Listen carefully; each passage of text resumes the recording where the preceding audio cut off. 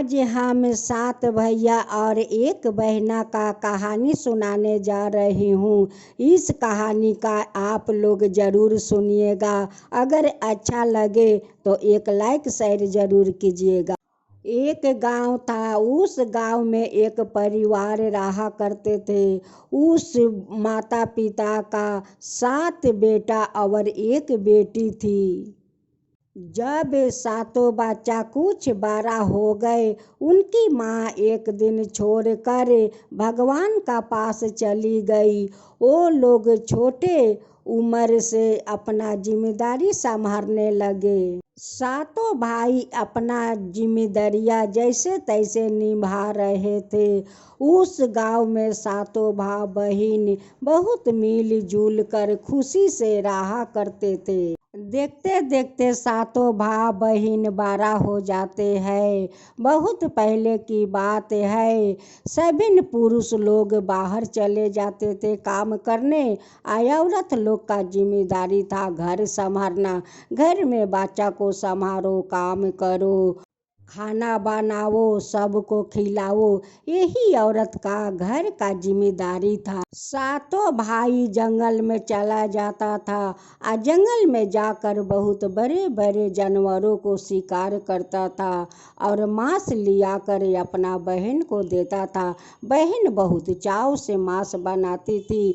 7 भाई को बैठाकर थाला में परोस कर बहुत शौक से खिलाया करती थी। 7 भाई का जिम्मेदारी था जंगल में जाकर शिकार करना और जानवरों के मांस घर में ले आना। बहन को जिम्मेदारी था घर में मांस बनाना। 7 भाई का खाना बनाकर खिलाना।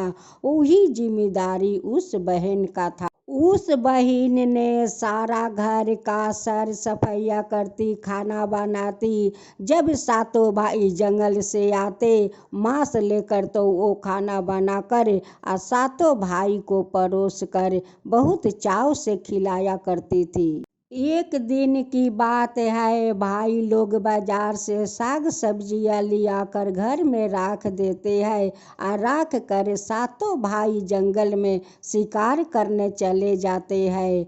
बहन खाना बनाने के लिए सब्जियां काट रही थी। साग काटते काटते छुरी का नोक से उनकी अंगुरी कट जाता है।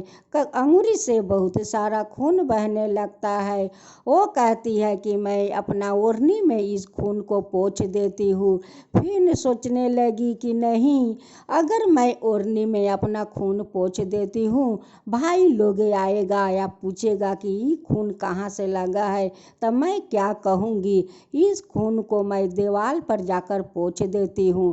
फिर सोचने लगी कि नहीं, दीवार पर पोंछ देती हूँ, फिर भाई लोग तो पूछेगा, वो लोग का खून देखकर बहुत तकलीफ होगा। उस खून को बहन उसी साग में पोंछ कर साग में बना देती है। जब 7 भाई जंगल से शिकार करके घर आते हैं, बहन बहुत चाव से 7 थाला में खाना परोसती है। खाना परोस कर अपना 7 भाई का वो खाना खिलाती है। उस दिन 7 भाई ने अंगुली चाट चाट कर खाना खा रहे थे। जब 7 भाई खाना खाकर बाहर में जाकर बैठा, वो 7 भाई बात करने लगा कि आज बहन तो खाना बहुत स्वादिष्ट बनाई है। उस खाना में बहन क्या क्या मिलाई है कि खाना इतना स्वादिष्ट हो गया कि आज हम लोग अंगुली चाट चाट कर खाना खाया। अब तो 7 भाई कहने लगा कि ये तो बहन से पूछना पड़ेगा कि बहन खाना में तुम क्या मिलाती हो कि इतना स्वादिष्ट खाना होता है। वो 7 भाई घर आता है और अपना बहन से पूछता है कि बहन, आज तुम खाना में क्या क्या मिलाई हो कि इतना स्वादिष्ट खाना हुआ है। वो कहती है कि भैया, जो मैं रोज खाना बनाती हूँ वही खाना मैं आज बनाया हूँ। वो लोग कहता है कि नहीं बहन, तुम्हें तो बताना होगा कि खाना में क्या क्या खाना में क्या मिलाती हो कि खाना इतना स्वादिष्ट होता है। आज बहन तुम्हें बताना होगा, मेरा कसम है आज तुम्हें बताना होगा। अब बहन करती तो क्या करती, अब क्या हुआ, अब तो बहन को बताना पड़ा। साग काटते काटते भैया उस तेज छुरी का नोक मेरा अंगुरी में लाग कर खून बहने लगा। मैं सोचा कि मैं अपना ओढ़नी में पोंछ देती हूँ, फिर नहीं पोंछा कि आप लोग ओढ़नी में खून देखकर बहुत चिंता करने लगेंगे, आपको बहुत तकलीफ होगा। फिर मैं सोचा कि इस खून को मैं दीवार पर पोंछ देती हूँ, फिर सोचा कि नहीं दीवार पर पोंछ देती हूँ, मेरा भैया को उस खून पर नज़र पड़ेगा तब भैया तो मुझसे पूछेंगे और उनकी तो बहुत तकलीफ होगा। उस लिए भैया आप लोग को मैं नहीं बताया और उसी खून को मैं साग में मिलाकर बना दिया, उस लिए साग स्वादिष्ट बन गया। अब तो सातों भाई साग के बारे में तो पूछ लिया, बहन तो बता दिया। अब भाई लोग कहने लगे कि बहन का थोड़ा खून मिलाने से साग इतना स्वादिष्ट बन गया तो उनकी माँ से कितना स्वादिष्ट होगी। सबसे छोटे वाला भैया अपना बहन से बहुत ज़्यादा प्यार करते थे, बहुत ज़्यादा प्यार करते थे। एक दिन बड़ा भैया कहते हैं कि बहन अब तो तुम ब्याह को जोग हो गई हो, तुम्हें तो अब शादी करना होगा। तुम्हारे लिए तो मैं घर बार देखा हूँ, हम लोग सब मिलकर जाएंगे तुम्हारा ससुराल देखने। इस बात को सुनकर बहन तो बहुत खुश हो जाती है कि मेरे भैया लोग मेरे लिए शादी के बारे में कितना सोचते हैं। आज तो वो लोग जाने वाला है मेरा ससुराल देखने। भैया अपना बहन से कहते हैं कि बहन आज तुम बहुत अच्छे से सज धज लेना, आज तुम्हारा ससुराल हम लोग सभी न जाएंगे। बहन तो बहुत खुश हो जाती है, बहुत अच्छे से सज धज लेती है और सातों भाई के साथ अपना ससुराल जाती है। सातों भाई अपना बहन को लेकर जाते हैं। जाते जाते बहन तो थक जाती है और कहती है कि भैया मेरा ससुराल और कितना दूर है भैया। वो कहते हैं कि बहन चलो अब हम लोग आ चुके हैं, देखो वहाँ पर जो बांस दिखता है वहीं पर तुम्हारा ससुराल है, अब तो तुम अपना ससुराल में जाकर रहोगी। उसी जंगल में सातों भाई अपना बहन को लेकर जाते हैं और हाथ पैर बांध देते हैं या बांध कर उस बांस में झूला देते हैं। बहन समझ गई कि ये लोग तो मुझे मारने वाला है, आज तो मुझे मारी देगा ये लोग। उस बहन ने भगवान से प्रार्थना करती है कि हे भगवान अब तो आपका हाथ में मेरा मृत्यु है। उस बहन ने चिल्ला कर कहती है कि भैया आप मेरे सीने पर निशाना साधो और तीर मारो, कहीं तीर तुम्हारा जंगल ना चले जाए। भैया निशाना साधो और मेरे सीने पर तीर मारो। बड़े भाई का तो तीर चूक गया, फिर दूसरा भाई आया, उससे कहती है कि भैया मेरे सीने पर आप निशाना साधो और मेरे सीने पर तीर मारो। भैया अपना निशाना साधो और मेरे सीने पर तीर मारो, उनकी भी निशाना चूक जाता है। फिर तीसरा भाई कोशिश करता है, वो कहती है कि भैया अपना तीर निशाना लगाओ और मेरे सीने को चीर डालो, मेरे सीने को चीर डालो। फिर तीसरा भाई को निशाना चूक जाता है। ऐसे करते करते छओ भाई का तो निशाना चूक गया, एक तीर भी नहीं जाकर उनकी बहन को लगा। अब तो छओ भाई छोटे भाई से कहते हैं कि अब तो तुम्हारा बारी है, तुम एक ही तीर से मारना होगा, अगर तुम एक तीर से नहीं मारा तो हम लोग तुम्हें मार डालेंगे। अब तो उस बहन कहती है कि ये लोग तो मेरे छोटे भाई का मार देंगे। वो भगवान से प्रार्थना करती है कि हे भगवान, छोटे भैया तो अपना बहन को नहीं मारना चाहते थे, क्योंकि अपना बहन से वो बहुत ज़्यादा प्यार करते थे। उस बहन ने भगवान से हाथ जोड़कर विनती करती है कि हे भगवान, ये तो मेरा प्यारा भैया है, इनकी निशाना चुकना नहीं चाहिए भगवान, चुकना नहीं चाहिए। इनकी तीर मेरे सीने में आकर लगना चाहिए भगवान, इसकी तीर मेरे सीने में लगना चाहिए भगवान। बहन अपना भाई से कहती है कि भाई, आप निशाना साधो और तीर मेरे सीने में मारो। आप निशाना साधो और तीर मेरे सीने में मारो भैया, सीने में मारो। भाई तीर मारते हैं या बहन के जाकर सीने में लग जाता है। बहन थोड़े देरी के लिए छटपटाती है, आज चिल्लाते चिल्लाते उनकी प्राण छूट जाता है। सातों भाई मिलकर उस बहन के बांस से खोलकर नीचे उतारते हैं और उस बहन का 7 टुकड़े कर देते। उस 7 टुकड़ा का मांस आग में पकाकर सातों भाई में बांट देते हैं। छोटे भाई मछली और केकड़ा पकड़ कर ले आया था, वो अपना मछली और केकड़ा पकाकर अपना थाला में रख लिया था और उससे थैले के नीचे एक गाढ़ा खोर रखा था। छहों भाई अपना बहन को मांस पकाकर खा रहे थे, लेकिन छोटे भाई अपना बहन को मांस को उसी गाढ़ा में डालकर ढक देते हैं और केकड़ा चबाने लगता है। छहों भाई मांस खाकर उनकी हड्डी वहीं पर फेंक देते हैं। छोटे भाई सारे हड्डी बिटोर कर उसी गड्ढे में गाड़ देते हैं। उसी गाढ़ा से बांस निकलता है। उसी रास्ते से एक साधु आ रहा था।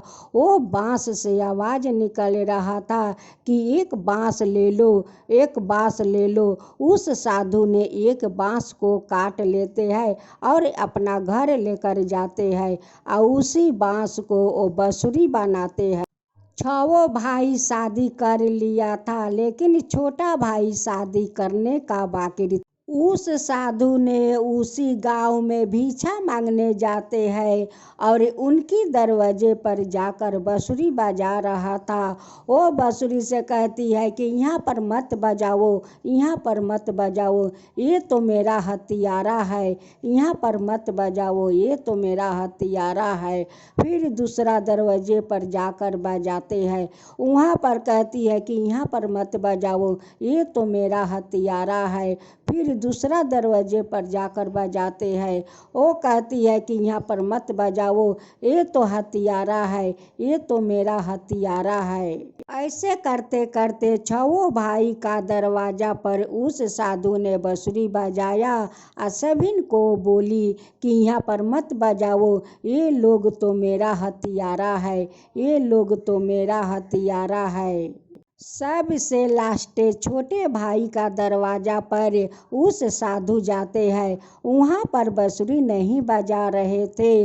वो कहती है कि यहाँ पर बजाओ, यहाँ पर बांसुरी बजाओ, ये तो मेरा छोटा भाई प्यारा भाई है, ये तो मेरा प्यारा छोटा भाई है, यहाँ पर तुम बांसुरी बजाओ, यहाँ पर तुम बांसुरी बजाओ, ये तो मेरा प्यारा छोटा भाई है। उनकी भाई साधु से बात करने लगा। बात करते करते कहता है कि हे साधु बाबा, ये बांसुरी मुझे दे दीजिए। और उस साधु ने उसकी भाई का बांसुरी दे देता है और उनकी भाई बांसुरी लेकर अपना घर में रख देते हैं। जब भाई कहीं काम करने चला जाता था, उस बांसुरी से निकलकर उस बहन ने अपना भाई को सारा घर का काम कर देती थी, सारा घर द्वार सफाइया कर देती थी, सारा घर के काम कर देती थी। उस छोटा भाई सोच रहा था कि कहीं मेरे भाभी लोग आकर मेरे घर का सारा सफाइया करके तो नहीं चली जाती है। एक दिन जाकर अपना भाभी से पूछता है कि भाभी, आप लोग जाकर मेरा घर सफाइया करती हो? वो कहती है कि मेरा घर से तो फुर्सत नहीं मिलता है, अब तुम्हारा काम मैं कैसे करूँगी। एक दिन उस भाई ने सोच रहा था कि आज मैं घर पर रहूंगी और देखती हूँ कि कौन आकर मेरा घर सफाइया करके चले जाते हैं। उस दिन घर में सारा दिन रहकर देखता रहा।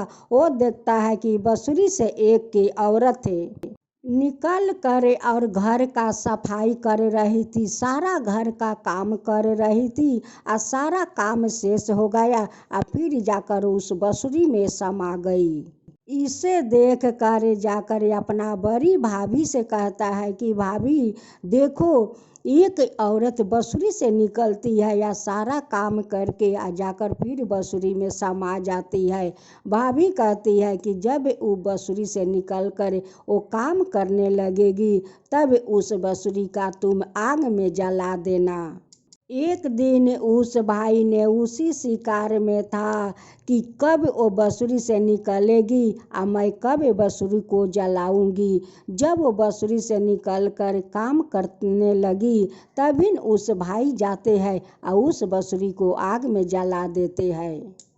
वो कहते हैं कि तुम कौन हो, मेरा घर के सारा काम कर लेती हो और करके जाकर फिर बसुरी में समा जाती हो। वो कहती है कि मैं तो आपका बहन हो। जब हमें सातों भैया ससुराल का बहाना बना कर ले गया उस जंगल में आ बांध कर मुझे मार दिया, वही बहन हूँ। आप तो मेरा प्यारा भैया है, आपके कारण तो मैं आज जीवित हूँ। आप अगर हमें सारा मांस बिटोर कर गाढ़ा में नहीं गाड़ते और उस गाढ़ा से मैं बांस बनकर नहीं निकलती तो मैं आज आपका सामने नहीं होता भैया। उसी बांस का एक साधु काटता है या काट कर बसुरी बनाता है और वही बसुरी लेकर आप लोग के यहाँ भिक्षा मांगने आते हैं और बसुरी बजाते हैं। उसी बसुरी को आप लेकर भैया घर में रख दिया। मैं उसी बसुरी में रहती हूँ। उस बसुरी से निकल कर आपका सारा घर के काम करके मैं फिर से जाकर बसुरी में समा जाती हूँ।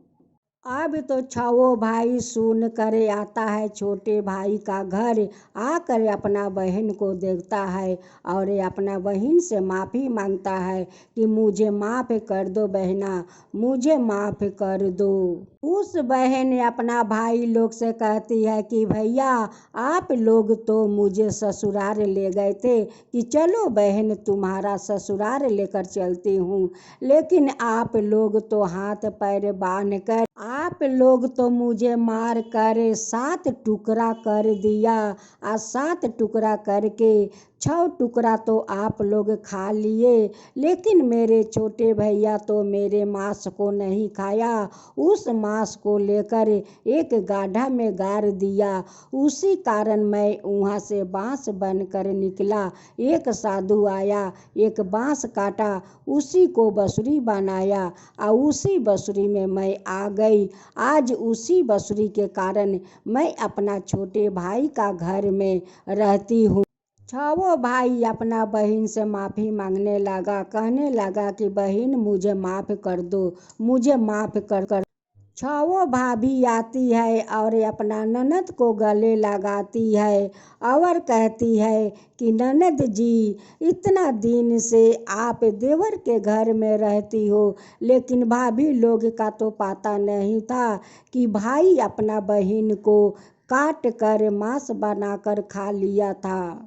उस ननद कहती है कि हाँ, मैं तो अपना छोटे भाई का घर में रहती हूँ, लेकिन बहन वो सब बात नहीं कहती है जो उनके साथ छवो भाई किया था। छवो भाई मिलकर अपना बहन के लिए राजकुमार खोजते हैं और अपना बहन को धाम धूम से शादी करते हैं। बहन अपना ससुराल चली जाती है। इस कहानी से क्या ज्ञान मिलता है? अगर मेरा कहानी अच्छा आप लोग के लगे तो एक लाइक शेयर ज़रूर कीजिएगा। इस कहानी का आप लोग ज़रूर सुनिएगा।